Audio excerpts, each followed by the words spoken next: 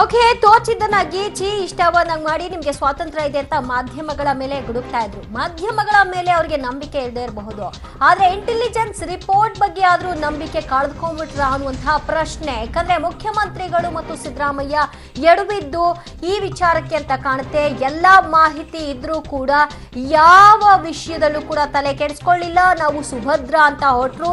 ಈಗ ಬುಡವನ್ನ ಭದ್ರ ಮಾಡಿಕೊಳ್ಳುವಂತಹ ಕೆಲಸಕ್ಕೆ ಮುಂದಾಗ್ತಾ ಇದ್ದಾರೆ. ನಾಯಕರ ನಿರ್ಲಕ್ಷ್ಯದ ಬಗ್ಗೆ ಬಹಿರಂಗವಾಗಿ ಟ್ರಬಲ್ ಶೂಟರ್ ಡಿಕೆ ಶಿವಕುಮಾರ್ ಅಸಮಾಧಾನವನ್ನ ಹೊರಹಾಕಿದ್ದಾರೆ.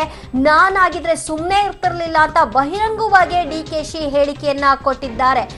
ಟ್ರಬಲ್ ಶೂಟರ್ ಮರೆತು ಕೆಟ್ರ ಹಾಗಿದ್ರೆ ದೋಸ್ತಿಗಳು, ಇಲ್ಲೇ ಅವರು ಮಾಡಿದಂತಹ ತಪ್ಪ. ಇಂಟೆಲಿಜೆನ್ಸ್ ರಿಪೋರ್ಟ್ ಬಂದ ಬಳಿಕವೂ ನಿರ್ಲಕ್ಷ್ಯ ವಹಿಸಿ ಬಿಟ್ರ ಮುಖ್ಯಮಂತ್ರಿ ಕುಮಾರಸ್ವಾಮಿ ಮತ್ತು ಮಾಜಿ ಮುಖ್ಯಮಂತ್ರಿ ಸಿದ್ದರಾಮಯ್ಯನವರು. ಎಲ್ಲದಕ್ಕೂ ಸಿದ್ದರಾಮಯ್ಯ ಮೇಲೆ ಡಿಪೆಂಡ್ ಆಗಿ ಈಗ ಬುಡಕ್ಕೆ ತಂದುಕೊಳ್ತಾ ದೋಸ್ತಿ ಪಕ್ಷ ಎಲ್ಲ ಗೊತ್ತಿದ್ದು ಏನೂ ಆಗಲ್ಲ ಅಂತ ನಿರ್ಲಕ್ಷ್ಯ ವಹಿಸಿದ್ದೆ ಸಿಎಂ ಕುಮಾರಸ್ವಾಮಿ ಅವರ ಇವತ್ತಿನ ಈ ಒಂದು ಗಡಿಬಿಡಿಗೆ ಕಾರಣವಾಗಿದೆಯಾ? ನಾಯಕರ ನಿರ್ಲಕ್ಷ್ಯದ ಬಗ್ಗೆ ಬಹಿರಂಗ ಅಸಮಾಧಾನವನ್ನ ಡಿಕೆಶಿ ಹೊರಹಾಕಿದ್ದಾರೆ.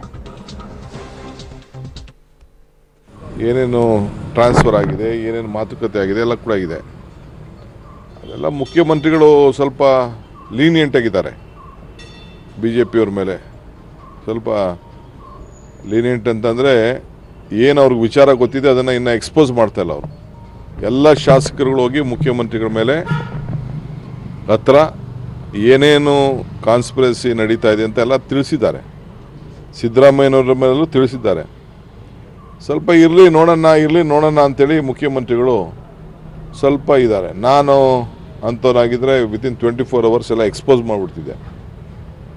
ಎಲ್ಲ ಎಮ್ ಎಲ್ ಎಗಳು ಹೇಳ್ಕೊಂಡಿದ್ದಾರೆ ಬಂದು ಏನೇನು ಆಫರ್ ಮಾಡಿದ್ದಾರೆ, ಏನೇನು ಮಾಡಿದ್ದಾರೆ, ಆಪರೇಷನ್ ಲೋಟಸ್ನ ಹಿಂದೆ ಯಾವ ರೀತಿ ನಡೆದಿತ್ತು ಆ ರೀತಿ ಎಲ್ಲ ಬಂದು ಹೇಳ್ಕೊಂಡಿದ್ದಾರೆ. ಇರಲಿ, ಸಿದ್ದರಾಮಯ್ಯನವ್ರಿಗೂ ಗೊತ್ತಿದೆ, ಏನು ಸಿದ್ದರಾಮಯ್ಯನವ್ರಿಗೆ ಗೊತ್ತಿಲ್ಲ ಅಂತ ಏನಿಲ್ಲ. ದಿನೇಶ್ ಗುಂಡೂರಾವ್ರಿಗೂ ಗೊತ್ತಿದೆ. ಅದಕ್ಕೆಲ್ಲ ಟೈಮು. ಡಿ ಕೆ ಶಿವಕುಮಾರ್ ಅವ್ರಿಗೂ ಗೊತ್ತಿದೆ, ನನಗೆ ಸ್ವಲ್ಪ ಸರಿಯಾಗಿ ಗೊತ್ತಿಲ್ಲ ನನಗೆ.